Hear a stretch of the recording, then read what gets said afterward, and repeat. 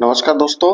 अभी बहुत सारे क्वेश्चंस मेरे को वीडियो पे कमेंट के through and some personal message आए कि आप एक कंपैरिजन कीजिए between SIP, NPS and PPF.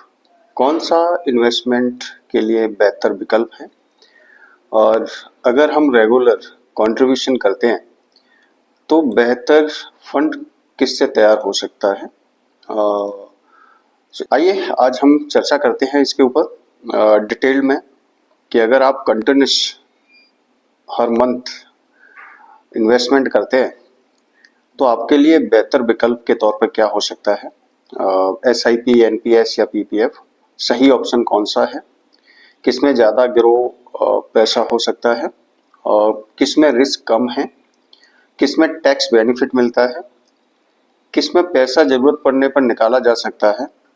आज के वीडियो में हम इन तीनों पर सिर्फ थ्योरी के हिसाब से नहीं समझेंगे बल्कि एक एग्जाम्पल के तौर पर भी लेंगे कि अगर हम 10,000 रुपीज़ पर मंथ जमा करें एसआईपी में, एनपीएस में और पीपीएफ में तो कितना फंड बनेगा आफ्टर 20 ईयर्स, कितना हमारा इन्वेस्टमेंट रहेगा, कितना फंड बनेगा और इसमें कोई रिस्क है, कौन सा रिस्क फ्री है, क्या लॉक इन पीरियड है।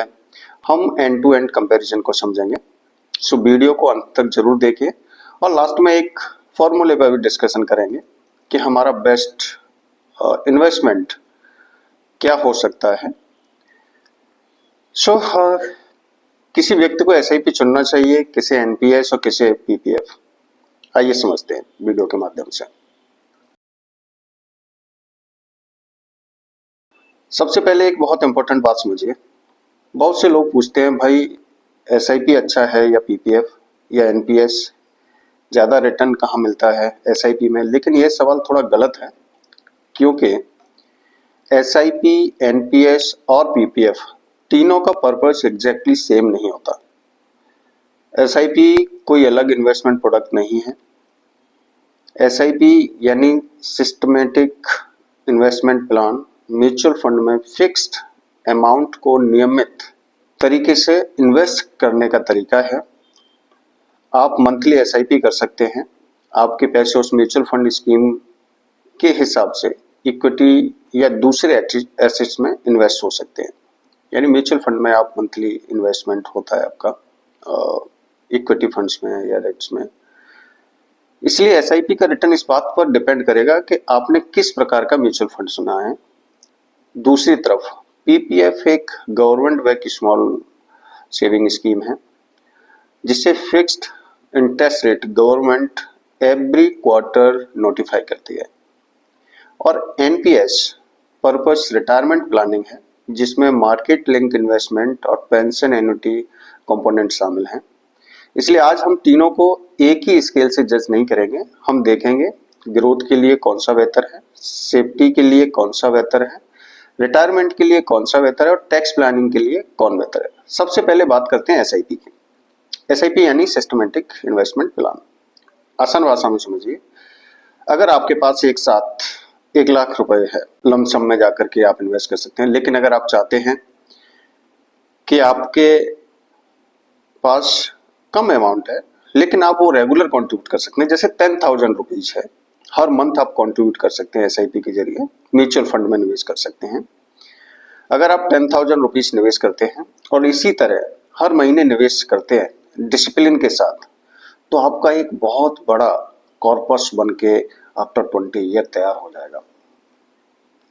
लेकिन ध्यान रखें, ये इन्वेस्टमेंट पर जो रिटर्न होता है वो मार्केट लिंक रिटर्न होता है। एसआईपी का मतलब गारंटीड रिटर्न नहीं है। मार्केट जिस हिसाब से परफॉर्म करता है वहाँ पे जो रिटर्न्स आते हैं उसका डायरेक्ट इम्पैक्ट इसके ऊपर आता है। इसी वजह से एसआईपी को अक्सर लॉन्ग टर्म गोल जैसे retirement, children education fund, wealth creation के लिए इस्तेमाल किया जाता है, शॉर्ट टर्म के लिए नहीं है ये। लेकिन एसआईपी चुनते समय ये मत देखिए कि फंड में कितने साल तक कितने % रिटर्न दिया। आपको देखना चाहिए फंड का ऑब्जेक्टिव क्या है, रिस्क क्या है, एक्सपेंस रेशियो क्या है, पोर्टफोलियो क्या है और आपका इन्वेस्टमेंट होराइजन कितना है। याद रखिए एसआईपी का एक मैजिक फॉर्मूला नहीं है, ये कोई मैजिक नहीं है। एसआईपी एसआईपी आपको डिसिप्लिन देता है, रिटर्न अच्छा बना के देता है अगर आप लॉन्ग टाइम तक इन्वेस्टेड रहते हैं स्कीम में। तो अब पीपीएफ की बात करते हैं। PPF public provident fund government saved government backed scheme है,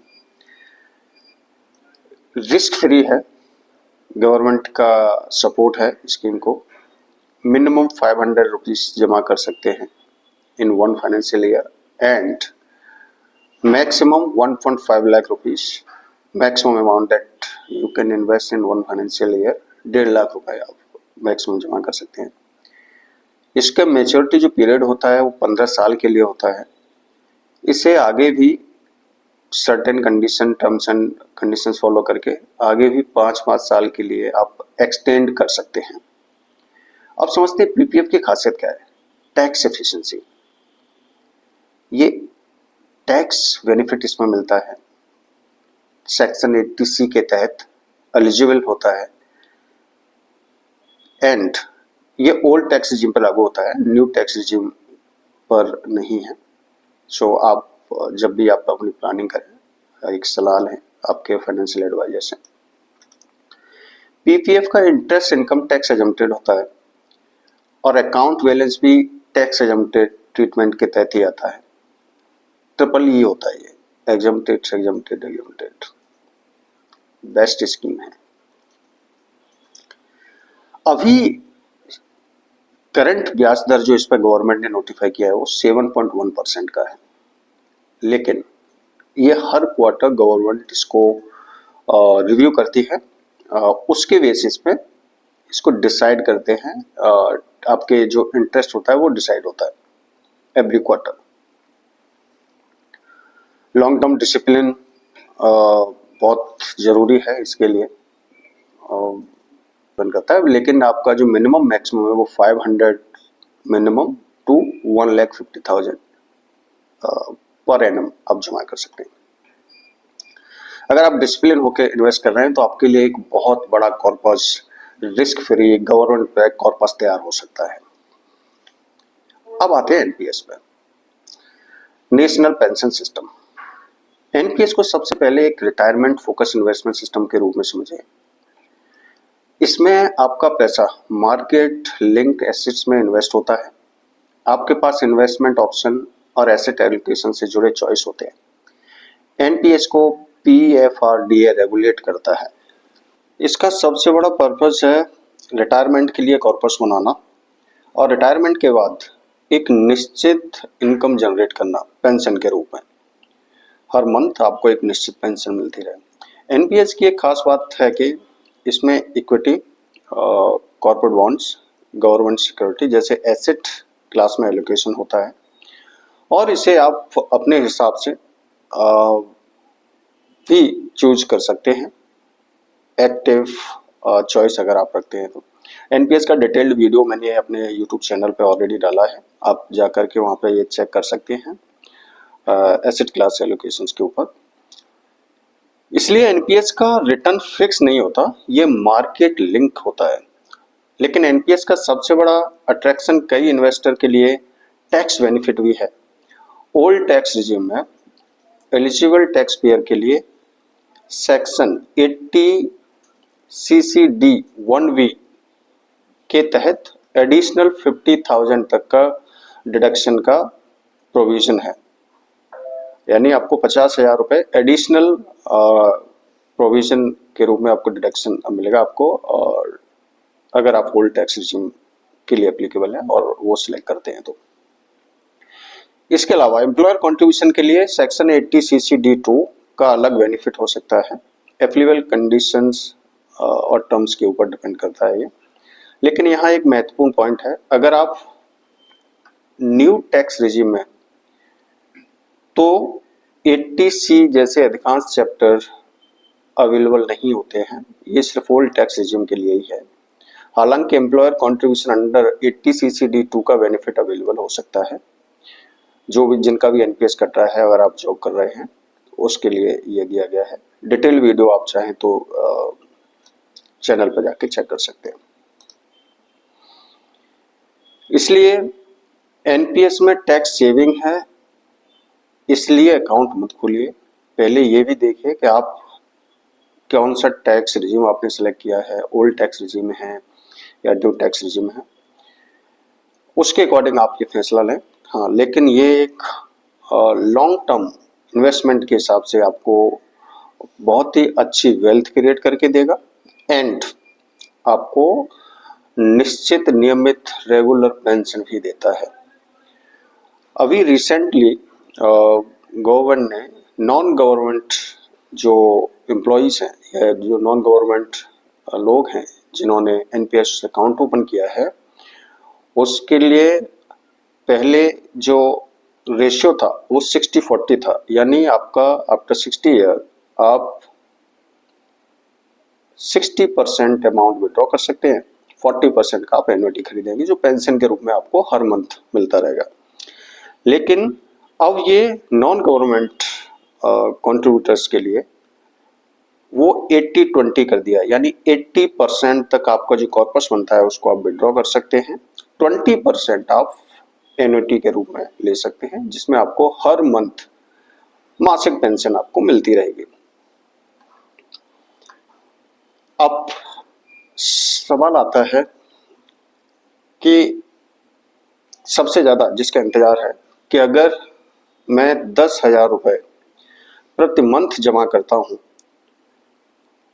और 20 सालों तक अगर मैं जमा करता हूँ तो मेरा कितना कॉर्पस मिलेगा। एक कैलकुलेशन के जरिए इसको अपन समझते हैं। सपोज करिए आप 10,000 रुपीज़ पर मंथ डालते हैं, आपका साल का कॉन्ट्रीब्यूशन होता है वो 1,20,000 होता है, 1,20,000। इस हिसाब से आप 20 सालों में लगभग 24 लाख रुपए आप जमा कर चुके होंगे।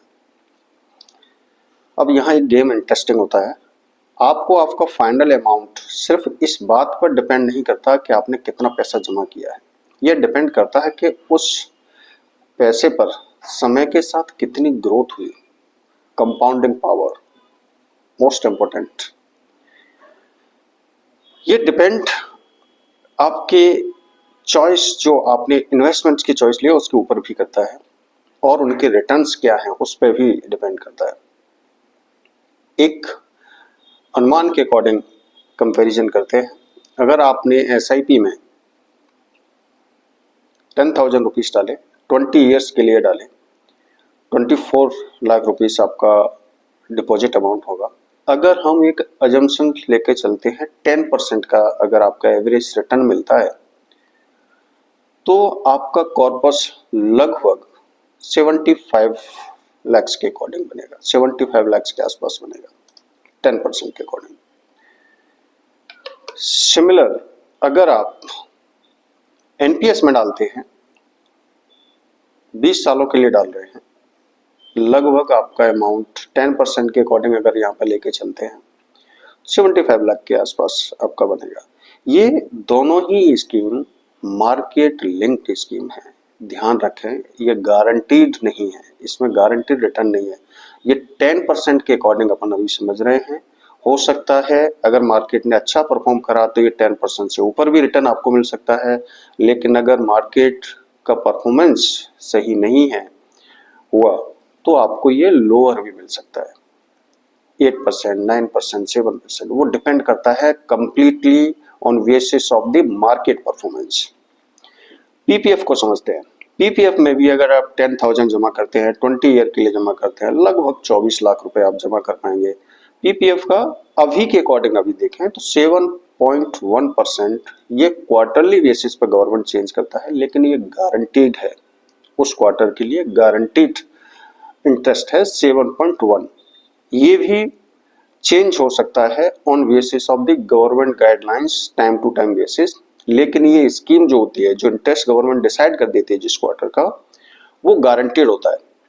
उसमें आपको परेशान होने की, टेंशन होने की, रिस्क फ्री होता है कि एट उस क्वार्टर के लिए आपका वो इंटरेस्ट लॉक हो गया। उसके बाद जब अगर चेंज नहीं होता, लंबे समय से अभी पीपीएफ में चेंज नहीं किया, 7.1% ही चल रहा है इंटरेस्ट रेट, ये गारंटेड स्कीम है। बट एक ध्यान ये रखना है, गवर्नमेंट के नियमों के अनुसार इस पे आपको इंटरेस्ट रेट मिलता है।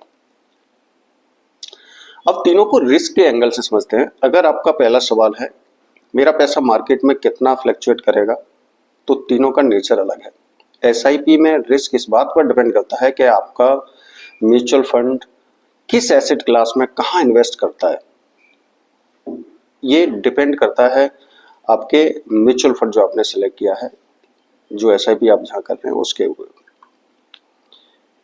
सिमिलर एनपीएस के ऊपर आता है। अगर एनपीएस का भी मार्केट लिंक स्कीम है, ये भी, इसमें भी एसेट एलोकेशन के अकॉर्डिंग आपका इक्विटी, कॉर्पोरेट बॉन्ड और गवर्नमेंट सिक्योरिटीज जो हैं उसके रिटर्न्स के ऊपर डिपेंड करता है।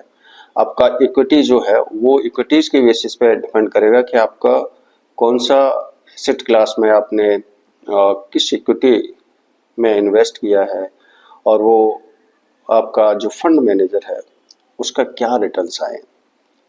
लेकिन पीपीएफ की अगर बात करें तो पीपीएफ एक गवर्नमेंट नोटिफाइड होता है। इसमें इंटरेस्ट अभी के अकॉर्डिंग 7.1 है, और ये अधिकतर मामलों में देखा गया बहुत लंबे समय से भी चेंज नहीं हुआ है, 7.1% है। कई लॉन्ग टर्म इन्वेस्टर्स, कई सारे इन्वेस्टर्स ऐसे हैं जो कंप्लीट गारंटीड रिटर्न चाहते हैं, लॉन्ग टर्म इन्वेस्टमेंट में अच्छा कॉर्पस बनाना चाहते हैं। उनके लिए एक बेहतर विकल्प के तौर पर वो इसको समझते हैं और इसमें इन्वेस्ट करते हैं। PPF current interest rate is 7.1। सो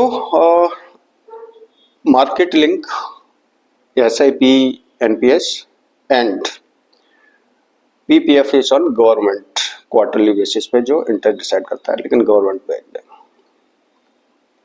ये डिपेंड करता है इन्वेस्टमेंट आपकी गोल्स क्या हैं, आपकी रिक्वायरमेंट क्या है, आपकी सिचुएशंस क्या हैं, आप कितना रिस्क ले सकते हैं, उसके ऊपर, उसके अकॉर्डिंग आप ये फैसला ले सकते हैं। अब बात करते हैं लिक्विडिटी के बारे में, यानी ज़रूरत पड़ने पर पैसा कितनी आसानी से मिल सकता है। एसआईपी यानी म्यूचुअल फंड इन्वेस्टमेंट में रिडम्पशन की सुविधा स्कीम के रूल्स के अनुसार हो सकती है, लेकिन एग्जिट लोड और एप्लीकेबल टैक्स को ध्यान में रखना जरूरी है। पीपीएफ में लिक्विडिटी काफ़ी लिमिटेड है। यह 15 सालों तक लॉन्ग टर्म स्कीम है और स्पेसिफिक कंडीशंस के तहत ही, कुछ टर्म्स एंड कंडीशंस हैं, उसके तहत पार्शियल विड्रॉल की सुविधा उपलब्ध है। कुछ टर्म्स एंड कंडीशंस को अगर आप फॉलो करते हैं उसके अकॉर्डिंग। इसलिए इमरजेंसी फंड के लिए पीपीएफ को प्राइमरी अकाउंट समझना सही नहीं है। एनपीएस में लिक्विडिटी सबसे ज़्यादा रिटायरमेंट फोकस्ड है, यानी इसका डिजाइन ही ऐसा है कि आप इसे लॉन्ग टर्म रिटायरमेंट कॉर्पस के रूप में इस्तेमाल करें। कुछ परिस्थितियों में पार्शियल विड्रॉल और एग्जिट प्रोविजंस उपलब्ध हैं, लेकिन इसे नॉर्मल सेविंग अकाउंट की तरह नहीं देखा जा सकता। इसलिए अगर आपका सवाल है मुझे अगले 2-3 साल में पैसा चाहिए, तो तीनों में से किसी को भी ब्लाइंडली सिलेक्ट मत कीजिए। पहले इमरजेंसी फंड बनाइए और इन्वेस्टमेंट का हॉराइजन कम से कम गोल के हिसाब से तय कीजिए। इन्वेस्टमेंट का सबसे अच्छा प्रोडक्ट वही है जो आपके गोल के साथ मैच करता है। अब आते हैं उस टॉपिक पर जहां बहुत से इन्वेस्टर कंफ्यूज हो जाते हैं। पीपीएफ का टैक्स काफ़ी हेल्प करता है। पीपीएफ टैक्स में अगर आप hold tax scheme resume select किए हैं तो वहाँ 80C में आपको इसका बेनिफिट मिलता है। एनपीएस टैक्स का ट्रीटमेंट अलग अलग तरीके से है। ओल्ड रिजिम में 80CC-D1B के तहत एडिशनल 50,000 का डिडक्शन का प्रोविज़न है। एम्प्लॉयर कॉन्ट्रीब्यूशन के लिए 80CC-D2 अलग प्रोविज़न है। और न्यू टैक्स रिजिम में 80C जैसे सामान डिडक्शन अवेलेबल नहीं है, लेकिन eligible employer contribution under 80cc का बेनिफिट बना दे सकते हैं, मिल सकता है। जो एम्प्लॉयर की तरफ से जो कंट्रीब्यूशन है उसका 80cc2 के तहत उनको बेनिफिट मिलता है। अब एसआईपी की बात करते हैं। यहाँ एक कॉमन मिसकंजम्पशंस हैं, कॉन्सेप्शंस हैं। म्यूचुअल फंड टैक्स फ्री है, नहीं, एसआईपी टैक्स फ्री नहीं है। आपने एसआईपी के जरिए म्यूचुअल फंड यूनिट खरीदी हैं, जब आप यूनिट बेचते हैं और कैपिटल गेन होता है तो एप्लीकेबल कैपिटल गेन टैक्सेशन लागू होता है। आप जो गेन आप मिलता है उस पर टैक्स लागू होता है। इक्विटी ओरिएंटेड इन्वेस्टमेंट के लिए करंट रूल में specified short term capital gain पर 20% रेट और eligible long term capital gains पे up to 1.25 lakh annual exemption threshold के ऊपर 12.5% रेट लागू है। ये सब्जेक्ट टू एप्लीकेबल कंडीशंस हैं और रेट्स समय समय पर वो गवर्नमेंट के अकॉर्डिंग अगर कोई डिसीजन आगे आता है तो वो चेंज भी हो सकते हैं। इसलिए एसआईपी का रिटर्न देखकर सिर्फ ये मत बोलिए कि मुझे 12% मिला या 10% मिला। आपको देखना चाहिए कि टैक्स के बाद कितना मिला, मेन आपके नेट कितना हैंड में आया इन हैंड। यही एक्चुअल वेल्थ क्रिएशन है और ये एक बात टैक्स रूट बदल सकते हैं, आपका डिसीजंस के ऊपर ये डिपेंड करता है। अब बात करते हैं उन 5 मिस्टेक्स की जो इन्वेस्टर अक्सर करते हैं। मिस्टेक नंबर 1, सिर्फ रिटर्न देखकर इन्वेस्टमेंट चुनना। अगर कोई कहता है इसमें 15% रिटर्न दिया तो तुरंत इन्वेस्ट मत करिए। पूछिए किस पीरियड में, किस रिस्क पर, किस एसेट क्लास में और फ्यूचर में गारंटी है क्या। मिस्टेक 2, पीपीएफ को इमरजेंसी फंड समझ लेना। PPF long term saving scheme के लिए है, इमरजेंसी फंड के लिए नहीं है। इमरजेंसी फंड आपको अलग से तैयार करके रखना होगा, जहाँ पर आपको अगर कोई इमरजेंसी ज़रूरत पड़ती है तो उसको आप यूटिलाइज कर सकें। मिस्टेक नंबर 3, एनपीएस को नॉर्मल इन्वेस्टमेंट अकाउंट समझना। एनपीएस का कोर पर्पस रिटायरमेंट प्लानिंग है, इसलिए लिक्विडिटी और टैक्स रूल समझकर ही इन्वेस्ट करें। बहुत ही इंपॉर्टेंट चीज़ है, ध्यान रखने लायक है। मिस्टेक नंबर 4, टैक्स बेनिफिट के लिए प्रोडक्ट खरीदना। अगर आपको 50,000 टैक्स सेविंग मिल रही है लेकिन प्रोडक्ट आपके गोल से मैच नहीं करता तो सिर्फ टैक्स सेविंग के लिए इन्वेस्टमेंट करना सही स्ट्रेटेजी नहीं है। आपको अपना गोल को ध्यान में रखना है, किस पर्पस के लिए, कितना कॉर्पस तैयार करना है, क्या ऑब्जेक्टिव है, ये सारी चीज़ें आपको ध्यान रखने की ज़रूरत है। मिस्टेक नंबर 5, एसआईपी शुरू करके मार्केट गिरने पर बंद कर देना। बहुत सारा ऐसा देखा गया है कि लोग जब मार्केट ड्रॉप होता है तो एसआईपी में इन्वेस्ट करना बंद कर देते हैं, जबकि वो अपॉर्चुनिटी है लॉन्ग टर्म इन्वेस्टर के लिए। आप अगर लंबे समय में एक अच्छा फंड तैयार करना चाह रहे हैं तो जब आपको मार्केट गिरता है तो वो एक लॉन्ग टर्म इन्वेस्टमेंट के हिसाब से आपके लिए एक अच्छी अपॉर्चुनिटी होती है एवरेज आउट करने के लिए। एसआईपी कंटिन्यू रखें, स्टॉप ना करें। अब तीनों का कंपैरिजन करते हैं फाइनल। अगर आपकी priority long term wealth creation और मार्केट लिंक ग्रोथ पोटेंशियल तो एसआईपी आपके लिए ज़्यादा रेलेवेंट हो सकता है। और अगर आपका priority retirement planning plus tax में बचत plus discipline pension oriented investment देख रहे हैं तो एनपीएस मजबूत ऑप्शन हो सकता है, बेहतर विकल्प हो सकता है। और अगर आपकी priority long term stable saving plus tax benefit and आपको गवर्नमेंट बैक्ड कोई स्कीम अगर आप देख रहे हैं, लो रिस्क स्कीम अगर आप देख रहे हैं तो पीपीएफ बेस्ट ऑप्शन हो सकता है आपके लिए। ये आपके ऊपर डिपेंड करता है आपको क्या चुनना है, आपकी क्या रिक्वायरमेंट्स हैं, आपके क्या गोल्स हैं, किस पर्पस के लिए आप फंड तैयार करना चाहते हैं, कितना लॉन्ग टर्म आप इन्वेस्ट रह सकते हैं।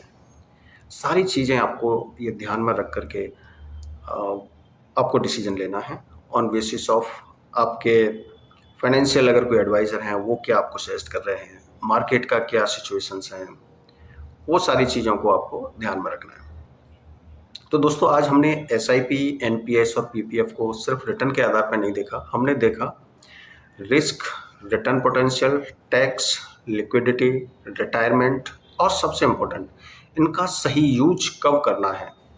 अगर आप सिर्फ एक लाइन याद रखना चाहते हैं तो इसे याद रखिए, एसआईपी वेल्थ क्रिएशन के लिए, एनपीएस वेदर रिटायरमेंट प्लानिंग के लिए और PPF long term stable saving के लिए यूज़फुल हो सकता है। लेकिन इसका जवाब ये नहीं है कि हर व्यक्ति के लिए यही कॉम्बिनेशन सही होगा।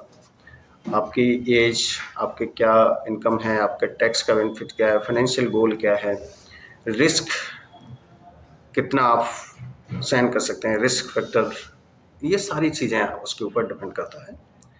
सो ये सभी चीज़ों को ध्यान में रखते हुए आपको डिसीजन लेना है। सो दोस्तों, पैसा कमाना जरूरी है, लेकिन पैसे को सही जगह लगाना उससे भी ज़्यादा जरूरी है। सो पहले चेक करें, इंश्योर करें, देन बेस्ट ऑप्शन चूज करें आपका पैसा। और अगर आपको ये वीडियो जानकारी यूजफुल लगी हो तो चैनल को प्लीज़ सब्सक्राइब करिए, वीडियो को लाइक करिए और अपने फ्रेंड्स एंड फैमिली के साथ शेयर करिए।